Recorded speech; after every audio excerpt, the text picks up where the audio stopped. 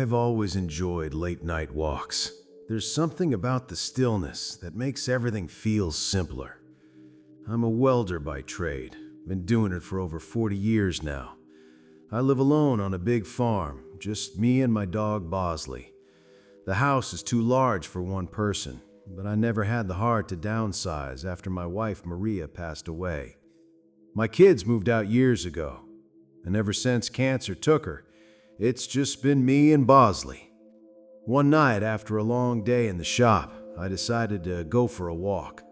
My property is pretty big, so just a single loop is usually enough to satisfy my craving. The air was cool, and Bosley trotted along beside me. Sometimes I think he likes me more than I like him. I've walked that loop hundreds of times, but as I was heading back toward the house, something caught my eye.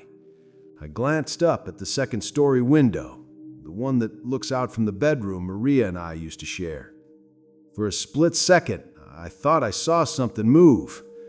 I stopped dead in my tracks, staring up at that window. There was no reason anyone should be in there. I hadn't been in that room in years. Couldn't bring myself to. I felt my blood start to boil at the thought of some stranger breaking into my house. I wasn't gonna stand for that. I rushed inside, my heart racing, and ran upstairs. The room was empty, just like I'd left it. No sign of anything out of place. I looked everywhere imaginable, but found nothing. Yes, I was pretty freaked out, but I was more angry than anything. I didn't take this kind of thing lightly. I figured I had just seen something that wasn't there. I stood there for a while, feeling foolish, but I couldn't shake the feeling that something had been there. The next night, I woke up to Bosley growling. He's a good dog, never barks unless there's something to bark at. I sat up in my bed listening. That's when I heard creaking coming from upstairs. It could have just been the sounds of my old house, but my mind went directly to footsteps, which were coming from right above me. I'm sure you could guess which room is directly above mine. I debated grabbing my hunting rifle from downstairs, but didn't want to go that far. If it came down to it, I was fully confident that I could take whatever was up there hand to hand. I grabbed my flashlight and went to check. Again, nothing. The room was exactly the same, untouched. My anger was definitely starting to turn into anxiety at this point. Something didn't feel right in the house. The following night, I came downstairs to find the kitchen lights on. I know I turned them off before bed. I don't leave lights on. There was no question anymore. Someone was in my house. I started to panic. I called the police and told them I thought someone might be sneaking around.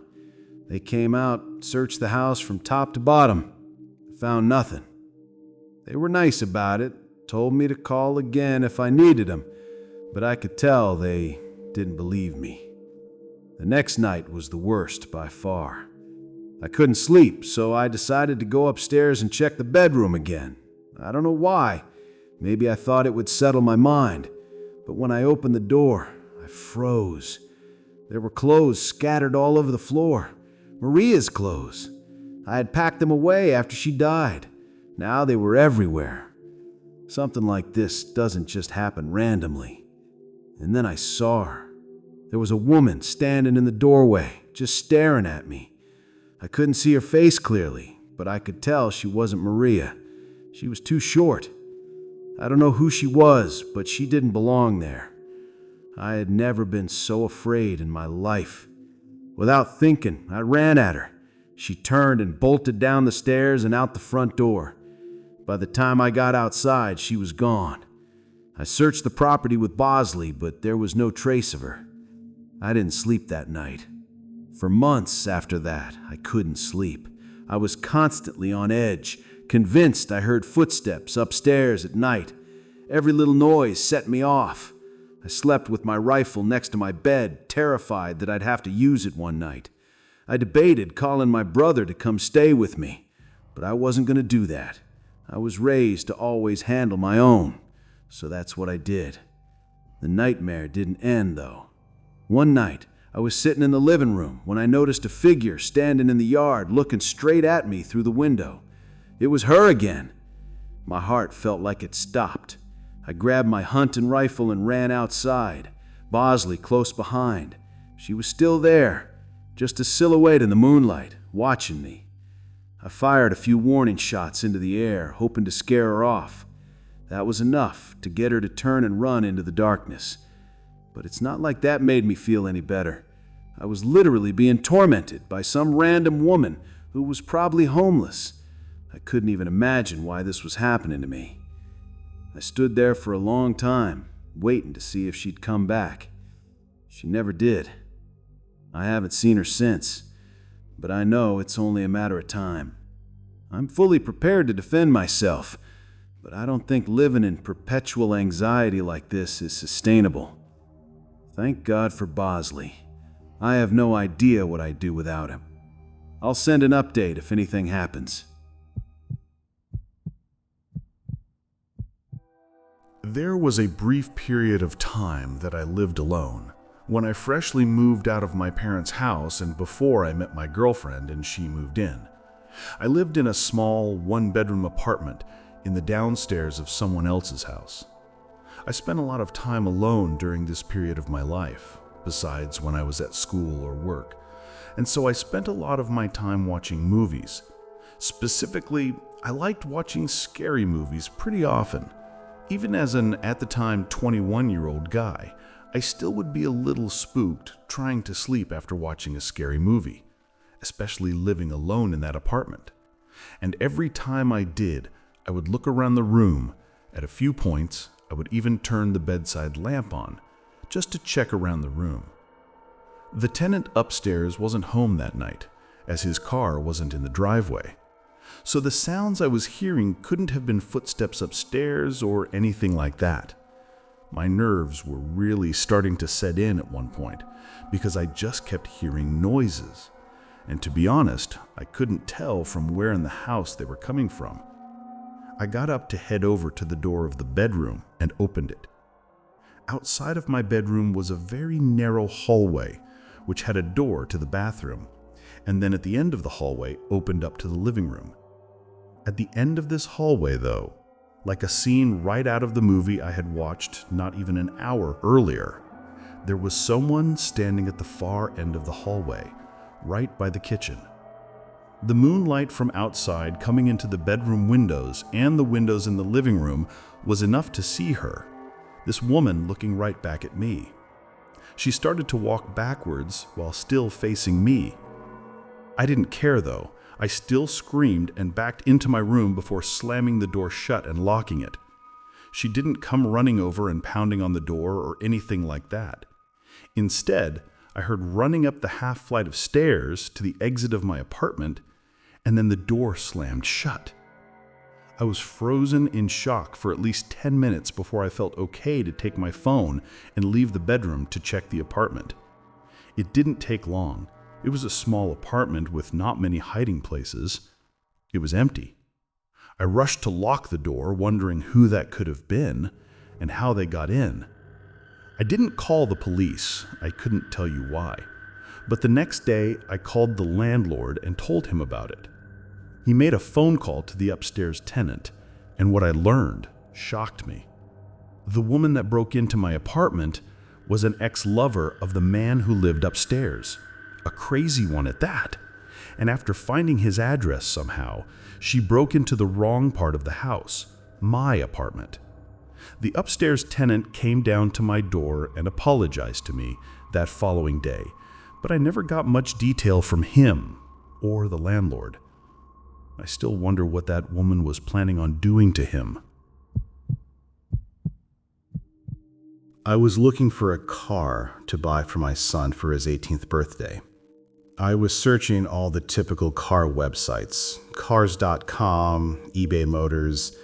They were all overpriced, as expected. Craigslist was the only place to find an actual deal. About a week into my search, I found an '03 Toyota Camry. It had 67,000 miles, no accidents, no damage, and good condition, for only $3,500. This seemed like a steal for such a reliable car with such low mileage. The seller lived about 10 miles from me, which was a reasonable drive when looking for a car. I gave him a call to set up a time to come check it out. The man sounded normal on the phone. He assured me there were absolutely no problems with the car. He introduced himself as Bob. I brought along $3,500 in cash, even though I planned on wiggling down the price as much as possible. I pulled up the dirt road to Bob's property about 15 minutes early. It was a tiny little house with a decent-sized property, only because it was a bit far from the nearest neighbors. The garage was open, so I looked over to see if anyone was inside, but except for an unusual amount of car parts, it was empty. The car was nowhere in sight. The only car on the property was an old pickup truck. I went over to the front door to check the house numbers was the right address. The doorbell button was missing, so I knocked on the front door. I knocked every once in a while for exactly 5 minutes before deciding to give the man a call. So I dialed his number, and I heard the sound of his phone ringing from inside the house. I was extremely confused at this point. Now I knew I had the right house. I didn't understand why, if he was home, why he wasn't answering. I decided I had to take a peek through one of the windows to see if anyone was inside. Peering through the glass, I couldn't really see much as it was pretty dark inside the house. I saw a very old-fashioned dining room set, but across from that, I saw somebody standing at the back door of the house, staring outside. I figured that must have been Bob, so I knocked on the window, but he didn't even move. There was no gate or anything to the backyard. It was just a wide open yard. Since this wasn't a rural area, I simply walked around the house to the backyard. I didn't understand how he couldn't hear me. When I got to the back door, I made a shocking realization. The figure standing by the door was a taxidermied human being. I ran straight back the way I came and back to my car. I looked up one last time before driving off. The blinds to the window I had peeked into had been shut, but I could see 2 of the blinds creased open. Somebody was at that window watching me. You could probably guess I had the gas pedal to the floor the whole way home. The whole situation still makes no sense. All the car parts, the fact that there was no Toyota Camry, the taxidermied human being. Given that there was no car there, leads me to believe that whoever that man wasn't planning on selling me anything. And that also leads me to the disturbing thought that I was very close to becoming a lifeless statue staring out that man's back door.